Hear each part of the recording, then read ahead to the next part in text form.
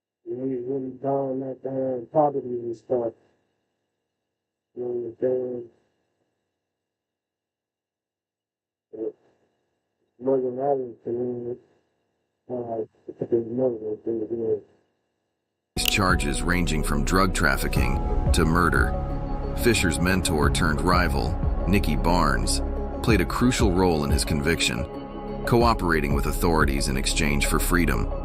The prosecutor in Fisher's case was none other than Rudolph Giuliani, the future mayor of New York City. After serving decades behind bars, Fisher's story took a twist in 2020 when he was released on a medical pardon, marking the end of a chapter in the life of a former mobster and drug lord. Stanley Tookie Williams III.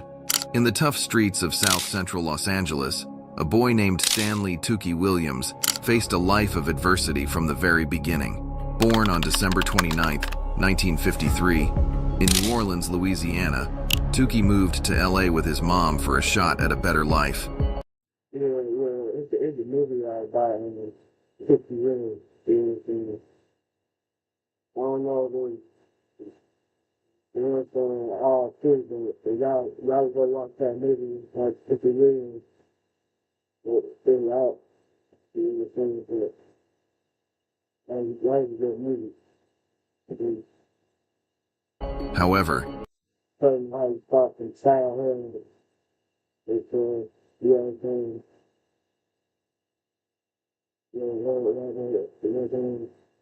the reality was far from easy. Growing up amidst poverty and crime, Tookie witnessed violence and bullying at an early age. Despite being a good student initially, his involvement in drugs led him down a troubled path. Tookie, however, resisted joining gangs, standing up against their bully mentality. After facing a brutal attack by a gang member, Tookie took a stand against all gangs.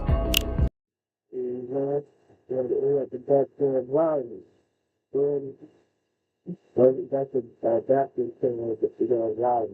You know what I'm saying? Staying in the zone. Little did he know that fate had other plans.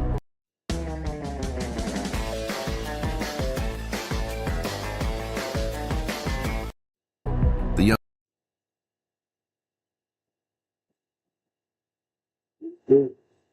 You see what they say, he was a good kid in school. You know what I'm saying? The environment he was in, you know what I'm saying, at that point, you hear me? The young man found himself at odds with the very lifestyle he despised, co-founding the notorious Crips gang in 1969. Tookie's leadership role in the Crips marked a dark chapter in his life. Legal troubles loomed large, leading to his arrest in 1979 and a subsequent death sentence in 1981. But it was during his time on death row that a transformation began. From active gang involvement to solitary confinement, Tookie's journey took unexpected turns. He delved into reading, studying history, and eventually writing children's books, warning about the dangers of gangs and drugs. Despite his efforts at redemption, the road to change was rocky. Nominated for a Nobel Peace Prize in 2002, Tookie faced a fate he couldn't escape. On December 13, 2005, at the age of 51, Stanley Tookie Williams met his end through lethal injection. His leg. All right, dude. No, but yeah. I thought he put something that thing. He wrote it in prison, but you know, because it's dynamic.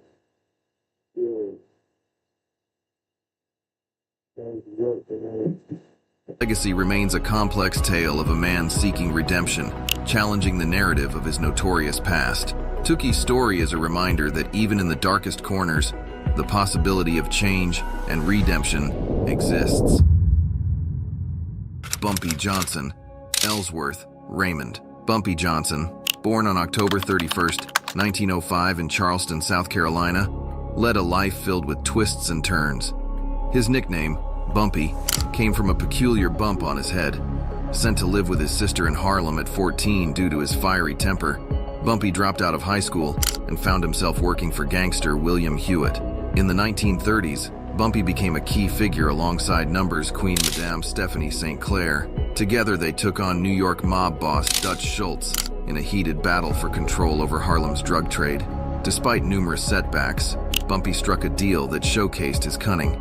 The 1950s brought a dark chapter as Bumpy faced a 15-year prison sentence for a heroin conspiracy. Spending most of his time at Alcatraz, he was released on parole in 1963, having been arrested over 40 times in his lifetime. In 1965, Bumpy staged a sit-down strike in a police station, protesting against constant surveillance. However, the end was near. On July 7, 1968, at Wells Restaurant in Harlem, Bumpy Johnson, age 62, succumbed to congestive heart failure. Despite facing a federal indictment for drug conspiracy, his legacy lives on, buried in Woodlawn Cemetery in the Bronx, New York City. Samuel Christian. Meet Samuel Richard Christian, a notorious figure born on March 20th, 1939, in Philadelphia.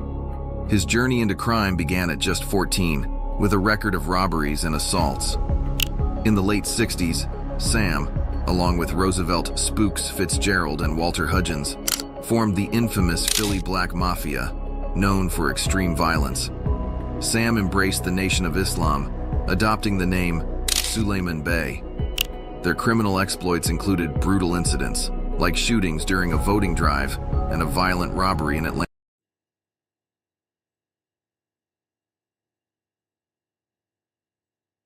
City.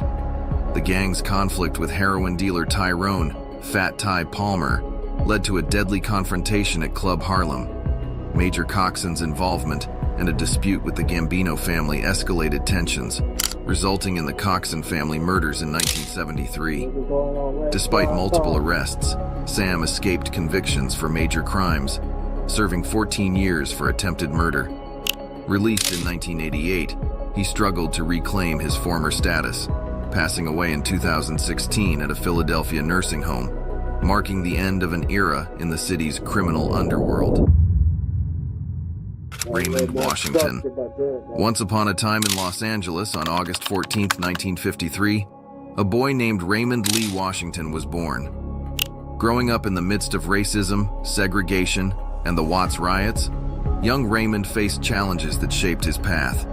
Raymond had a knack for fistfights, often catching the attention of the Los Angeles Police Department during his teenage years. In his early teens, he joined the Avenues, an East Side street gang, eventually forming his own gang called the Avenue Cribs. By 1969, this gang transformed into the notorious Crips. The Crips, originally aimed at community protection, evolved into a force involved in robberies, drug dealing, and violent crimes. Raymond, a co-leader alongside Stanley "Tookie" Williams, found himself on a journey filled with rivalry, identified by black gloves and gold earrings. His life took a turn in 1974 when he was arrested for robbery, serving 5 years in prison. Behind bars, he recruited inmates into the Crips, facing opposition from other prison groups.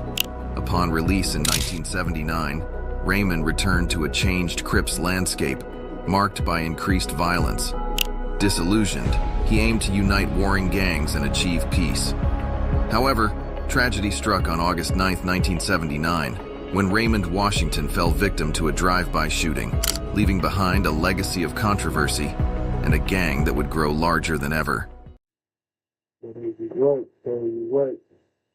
Like, comment, subscribe, and share the video.